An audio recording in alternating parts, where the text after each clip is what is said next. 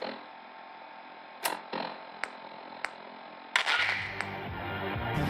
the high desert and the great American Southwest, I bid you all good evening and or good morning, wherever you may be across this great land of ours, from Guam, out across the dateline, all the way east to the Caribbean. Hours. Soon now, I think. What? The day of my death.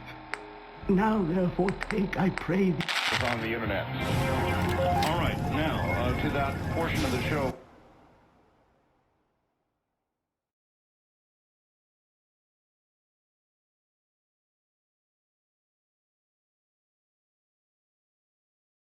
Promised. He does not do frequent interviews. Barely ever does them. As a matter of fact, that really goes for both of these gentlemen. I now would like to bring on Mike Rogers and Travis Walton. So let's do it one at a time and be sure we can get them planted properly. First, let's go to Mike Rogers. Mike, are you there? Yes, I'm here.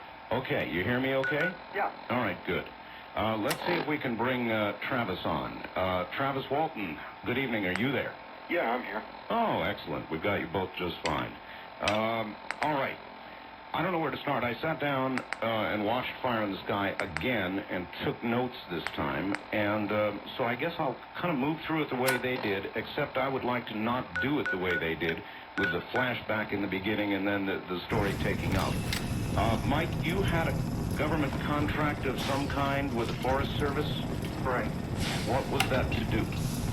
Well, we had to thin out the trees that were damaged and diseased and whatnot after a logging operation and pile the debris.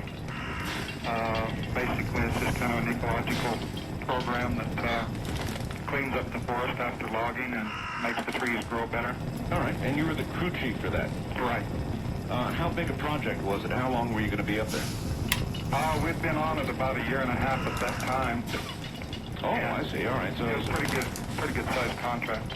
Exactly. You were married at the time, Mike. Are you still in a divorce status? Right. I haven't been married now for many years. Okay. I guess at the time also the movie went into the thing that you had some financial troubles. The movie took a few liberties. I wasn't really having financial troubles.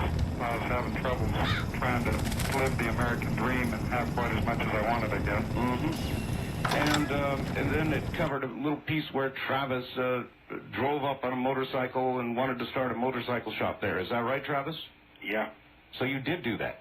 Well, we had, we thought we might get in together, but, you know, the motorcycle thing was more kind of my idea. I don't know that Mike and I had plans together. So the movie at least was pretty true in that area? Yeah, I was kind of into motorcycles at the time. All right, scene shifts, and you guys are on the way up to the mountains to do the contract. And on the way up, Travis, you got into kind of a thing, a bit of a friction with Alan Dallas. Yeah, well, you know, he was kind of a wild guy, and he'd had a little friction with probably several of the guys on the crew at various times. You guys arrived okay at the work site then, worked all day, left the work site around dark. Was it already dark when you left? Well, not quite dark. It was getting dark. And the sun had gone down and it was darkening. Okay. Then you, on the way down, I guess, you both saw something, some sort of glow or fire in the sky. The way the movie made it look, I've seen fires at night, and it looked just like a fire in the distance, kind of lighting the horizon. Is that about right?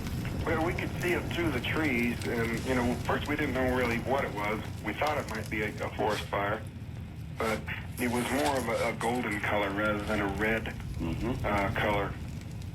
And then it apparently moved? Well, did it look like a fire was spreading, or did it look like just the whole thing was moving? We were just puzzling over a lot of different things.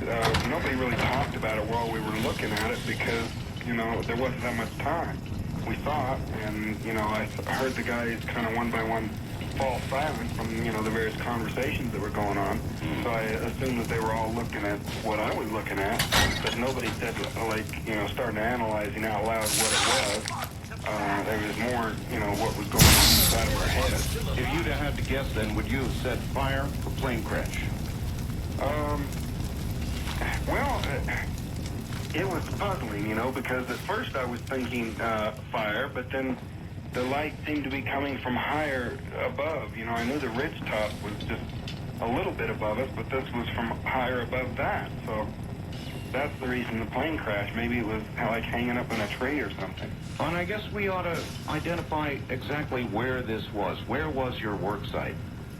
It was on the highest area up on the Mogollon Rim, forested region up in the mountains of Arizona. Mm-hmm. And so you were at about what altitude, do you think? Oh, I don't know. What do you think, Mike? 7,500 feet. 7,500. Oh, you were way up there then. All right. Then in the movie, as they always do in movies of this kind, the radio started to go crazy. Is that also accurate? Well, we didn't have a radio on at the time. So that's a little dramatic license they took then. Yeah. Yeah, okay. At any rate, did you guys head toward this, or did you just keep going down the road and that took you closer to the light? Yeah, that's the way it was. See, there was just no other way out of there, and we had no choice but to keep going the direction we were going. All right, and somebody yelled to stop the car. Was that you, Travis? Yeah. Yeah, I guess it was me. As soon as we got around this group of trees, Got it. To where we could see the source of this, somebody in the back yelled out, "It's a spaceship," or something like that. And, it was unmistakable. It was so close that, everybody knew what it was right off the bat. Nobody needed to say what it was. Okay, in the movie, and again, it's, I'll tell you what the movie did, or I'm sure you know what the movie did. They showed it to be a craft, but then at other times they showed it to be sort of a living light almost. Did they get that right, or how would you describe what you saw? What we saw was a very distinct as a mechanical object with, hard, angular edges. It didn't have the shape that they gave it in the movie. Now, the guys described it as looking to be the color of molten metal coming out of a blast furnace. But, they're talking about white hot, golden hot, Sure. So, they gave the craft in the movie a kind of a molten red, flowing sort of look that wasn't really the way it was. How far, if you had to judge, or either one of you who saw it, how far above ground was it?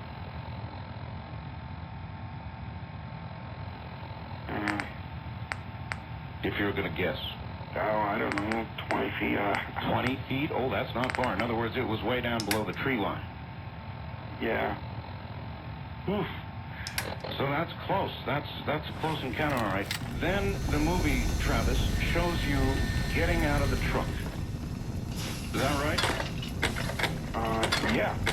I was thinking that this thing was just going to zip off and be gone. The way it is when you catch sight of a wild animal in the woods, you're just going to glimpse it and it's going to be gone. And so I was in a hurry to get up to it before it left. Here's where I got to stop you for a second, Travis. In the horror movies, when inevitably the lady, you hear this noise, this horrible noise, and inevitably she goes to one where something eats her. Truck and go under it? It's kind of a crazy impulse. When you think back on it now, can you remember what you were thinking when you did that? Well, I was kind of given to impulsive behavior back in those days.